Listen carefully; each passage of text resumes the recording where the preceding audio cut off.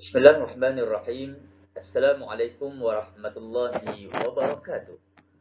Alhamdulillahi rabbil alamin. Wassalatu wassalamu ala asyrafil anbiya wal mursalin wa ala alihi wa sahbihi ajma'in. Baiklah anak-anak pelajar sekalian, insyaallah pada kali ini kita akan mempelajari di bawah bidang akhlak Islamiyah dengan tajuk adab menziarahi dan menjaga orang sakit.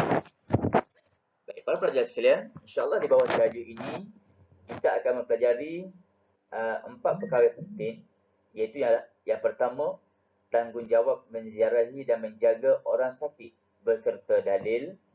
Yang kedua, adab ketika menziarahi dan menjaga orang sakit. Yang ketiga, kepentingan beradab ketika menziarahi dan menjaga orang sakit.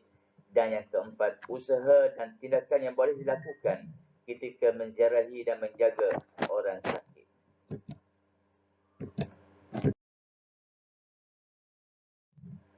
Baiklah, anak-anak pelajar sekalian, apabila menziarahi orang sakit, maka sudah tentulah kita digalakkan membaca doa. Di antara doanya ialah Allahumma rabban nas azhibil ba'sa wasfihu wa anta syafi la shifaa illa shifa'uk shifa'an la yughadiru saqama. Yang bermaksud, ya Allah, Rabb manusia, hilangkanlah penyakit dan berikanlah dia kesembuhan. Engkau zat yang maha menyembuhkan. Tidak ada kesembuhan kecuali kesembuhan daripadamu. Kesembuhan yang tidak meninggalkan penyakit yang lain.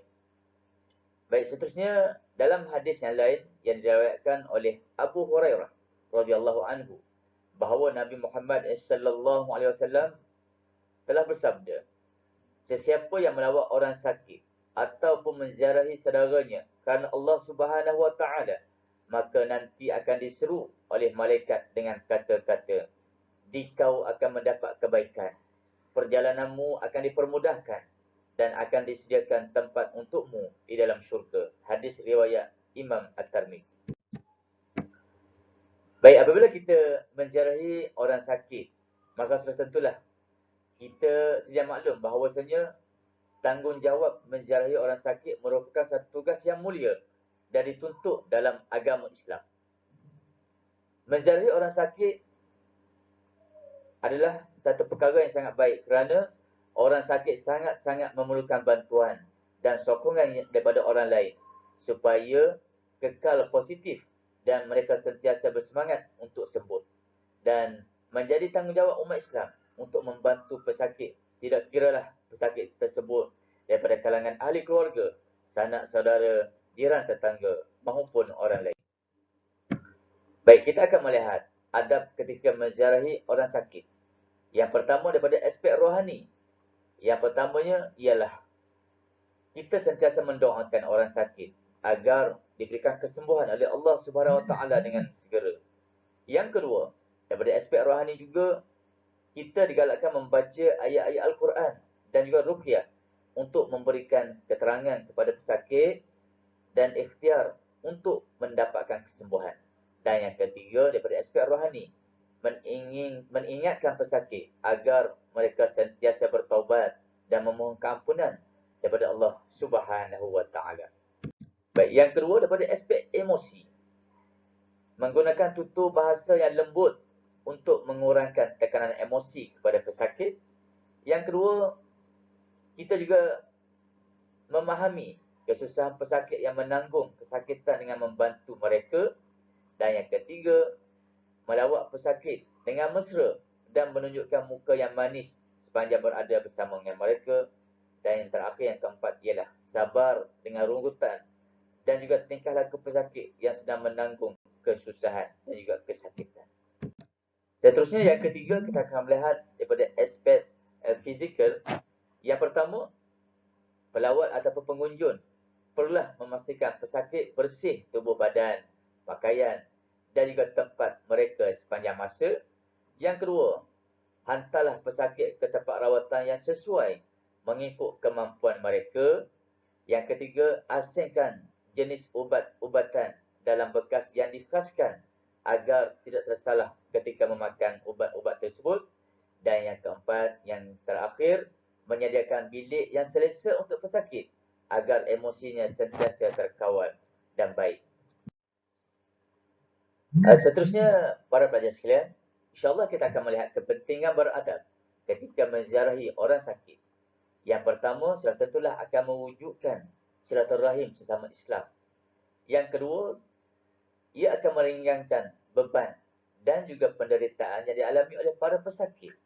Yang ketiga, ia akan dapat memenuhi tanggungjawab terhadap ahli keluarga. Dan yang keempat, dapat memberikan iktibar dan pengajaran daripada kesusahan yang dialami oleh para pesakit tersebut. Baiklah, seterusnya, anak-anak pelajar sekalian, kita akan melihat pula usaha dan tindakan yang boleh dilakukan ketika menziarahi dan menjaga orang sakit. Baik, yang pertama kepada individu. Usaha yang pertama ialah memaklumkan kedatangan untuk berziarah kepada pesakit lebih awal ataupun mematuhi masa, kerana kita tidak mengetahui keadaan pesakit yang akan kita lawati. Yang kedua, kepada individu, bawalah buah tangan. Digalakkan membawa buah tangan seperti makanan ataupun buah-buahan kepada pesakit ataupun orang yang menjaganya untuk menggembirakan mereka yang berada dalam tekanan. Baik, seterusnya, usaha kepada masyarakat.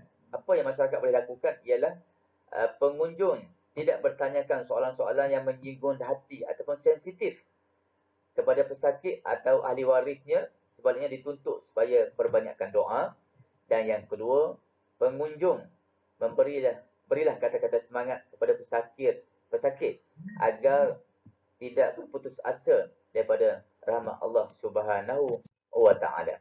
Baiklah, usaha bagi pihak kerajaan ataupun negara, kerajaan boleh menyediakan kemudahan menunggu pesakit di hospital untuk keselesaan orang yang menziarahi ataupun orang yang menjaga pesakit di hospital. Yang kedua, kerajaan boleh menyediakan bantuan seperti skim takaful perubatan bagi pesakit yang kurang berkemampuan kerana mereka terputus pekerjaan untuk menyara keluarga mereka. Baiklah, anak-anak pelajar sekalian, sekadar itu sahaja tajuk kita pada kali ini. Mudah-mudahan bermanfaat kepada semua.